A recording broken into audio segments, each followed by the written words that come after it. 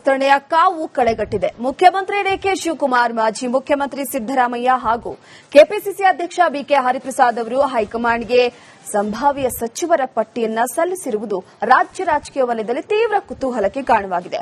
ಅದರಲ್ಲೂ ಈ ಬಾರಿ ಸಂಪುಟ ರಚನೆಯ ಶೈಲಿಯಲ್ಲಿ ಕಾಂಗ್ರೆಸ್ ಹೈಕಮಾಂಡ್ ಮಹತ್ವದ ಬದಲಾವಣೆ ತಂದಿರುವುದು ಹೊಸ ಚರ್ಚೆಗೆ ನಾಂದಿ ಹಾಡಿದೆ. ಅದೇನು ನೋಡಿ ಈ ರಿಪೋರ್ಟ್ನಲ್ಲಿ.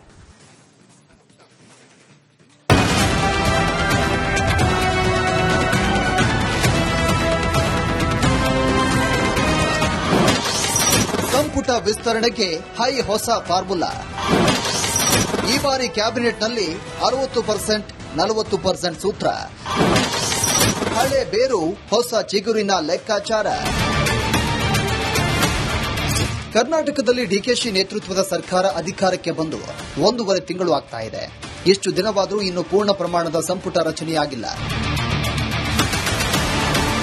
ಕಾಂಗ್ರೆಸ್ ವರಿಷ್ಠರು ಈ ಬಾರಿ ಸಂಪುಟ ವಿಸ್ತರಣೆಗಾಗಿ ನಿರ್ದಿಷ್ಟವಾದ 60% 40% ಫಾರ್ಮುಲಾ ಅನ್ವಯಿಸಿದ್ದಾರೆ ಎನ್ನಲಾಗ್ತಾ ಇದೆ.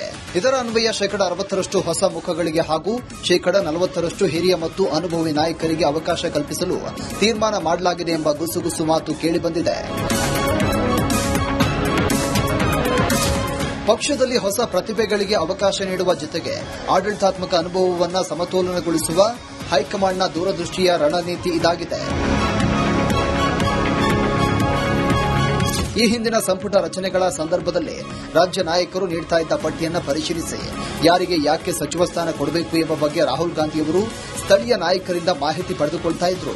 ಆದರೆ ಈ ಬಾರಿ ಆ ಸಾಂಪ್ರದಾಯಿಕ ಶೈಲಿಗೆ ತಿಲಾಂಜಲಿ ಇಟ್ಟಿದ್ದಾರೆ ಎನ್ನಲಾಗಿದೆ. ರಾಹುಲ್ ಗಾಂಧಿಯವರೇ ಸ್ವತಃ ರಾಜ್ಯ ನಾಯಕರಿಗೆ ಸ್ಪಷ್ಟವಾದ ಸ್ಥೂಲ ಚೌಕಟ್ಟು ಹಾಗೂ ನಿರ್ದಿಷ್ಟ ಫಾರ್ಮ್ಯಾಟ್ ಒಂದನ್ನು ಒದಗಿಸಿದ್ದಾರೆ. ಆ ನಿರ್ದಿಷ್ಟ ಮಾನದಂಡಗಳ ಆಧಾರದ ಮೇಲೆಯೇ ತಮ್ಮ ಪಟ್ಟಿಗಳನ್ನು ಸಿದ್ದಪಡಿಸುವಂತೆ ಕಟ್ಟುನಿಟ್ಟಿನ ಸೂಚನೆ ನೀಡಲಾಗಿತ್ತು. ರಾಹುಲ್ ಗಾಂಧಿ ಹಾಗೂ ಹೈಕಮಾಂಡ್ ಯಾವುದೇ ಪ್ರಯೋಗ ಮಾಡಿದ್ರು ನಾವು ಸಿದ್ಧ ಎಂಬ ಸುಳಿವು ಸಿಎಂ ಡಿಕೆ ಶಿವಕುಮಾರ್ ನೀಡಿದ್ದಾರೆ. ನಾನು ಕೂಡ ಫಸ್ಟ್ ಟೈಮ್ ಮಂತ್ರಿ ಬಹಳ ಚಿಕ್ಕ ವಯಸ್ಸಲ್ಲಿ ನನ್ನ ಮಂತ್ರಿ ನಾನು ಯುವಕರನ್ನ ಬೆಳೆಸಬೇಕು ಅನ್ನೋದು ನನಗೆ ಬಹಳ ಅವಕಾಶ ಕೊಡ್ತಾರೆ. ಬಟ್ ಡೆಲ್ಲಿಯವರು ಏನ ಅವಕಾಶ ಮಾಡಿಕೊಡ್ತಾರೋ ಏನ್ ಮಾರ್ಗದರ್ಶನ ಆ ರೀತಿ ನಾನು ಪಾರ್ಟಿ ಏನ್ ಹೇಳ್ತದೆ.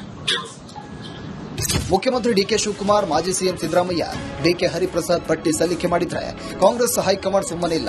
ರಾಜಕೀಯ ಸಲಹೆಗಾರರ ತಂಡದ ಮೂಲಕ ರಾಹುಲ್ ಗಾಂಧಿ ಅವರು ತಮ್ಮದೇ ಆದ ಸ್ವತಂತ್ರ ರಹಸ್ಯ ಪಟ್ಟಿಯನ್ನು ಸಿದ್ದಪಡಿಸಿಕೊಂಡಿದ್ದಾರೆ. ತಾವು ಕೊಟ್ಟ ಫಾರ್ಮ್ಯಾಟ್ಗೆ ಯಾವ ಹೆಸರುಗಳು ಕರಾರುವಕ್ಕಾಗಿ ಹೊಂದಿಕೊಳ್ಳುತ್ತವೆಯೋ ಅಂಥವರನ್ನ ಮಾತ್ರ ಪರಿಗಣಿಸಬೇಕು ಎಂಬ ಸಂದೇಶವನ್ನ ದೆಹಲಿ ನಾಯಕರು ರವಾನೆ ಮಾಡಿದ್ದಾರೆ. ಕ್ಯಾಬಿನೆಟ್ ಸರ್ಕಾರದಕ್ಕಿಂತ ಹೆಚ್ಚಿನ ಇದು ಮಕ್ಕಳ ಭವಿಷ್ಯ ಬಹಳ ಮುಖ್ಯ. ಮಕ್ಕಳ ಭವಿಷ್ಯವನ್ನ ಇವರು ಅಧೋಗತಿಗೆ ತಂದಿರತಕ್ಕಂಥ ಭಾರತೀಯ ಜನತಾ ಪಾರ್ಟಿಯವರ ಅವ್ರನ್ನ ಎಚ್ಚರ ಮಾಡಲಿಕ್ಕೋಸ್ಕರ ಹೋಗಿದ್ವಿ. ಅದು ಪಾರ್ಲಿಮೆಂಟ್ ಅಲ್ಲಿ ಪ್ರಾರಂಭ ಆಯಿತು. ಇದು ಆಮೇಲೆ ಮುಂದಿನ ವಾರ ನೋಡೋಣ ಏನಾಗುತ್ತೆ ಅಂತ. ರಾಜ್ಯ ನಾಯಕರು ಕ್ಯಾಬಿನೆಟ್ ವಿಸ್ತರಣೆ ಬಗ್ಗೆ ತಮ್ಮ ಅಭಿಪ್ರಾಯ ಮಂಡಿಸಿ ಬಂದಿದ್ದಾರೆ. ಜೊತೆಗೆ ಯಾರು ಸಚಿವರು ಆಗಬೇಕು ಎಂಬ ಪಟ್ಟಿಯೂ ಸಲ್ಲಿಕೆ ಮಾಡಿದ್ದಾರೆ. ಸದ್ಯ ಮುಂಗಾರು ಅಧಿವೇಶನದಲ್ಲಿ ಲೋಕಸಭೆ ವಿಪಕ್ಷ ನಾಯಕ ರಾಹುಲ್ ಗಾಂಧಿ, ರಾಜ್ಯಸಭೆ ವಿಪಕ್ಷ ನಾಯಕ ಮಲ್ಲಿಕಾರ್ಜುನ ಖರ್ಗೆ ಬ್ಯುಸಿಯಾಗಿದ್ದಾರೆ.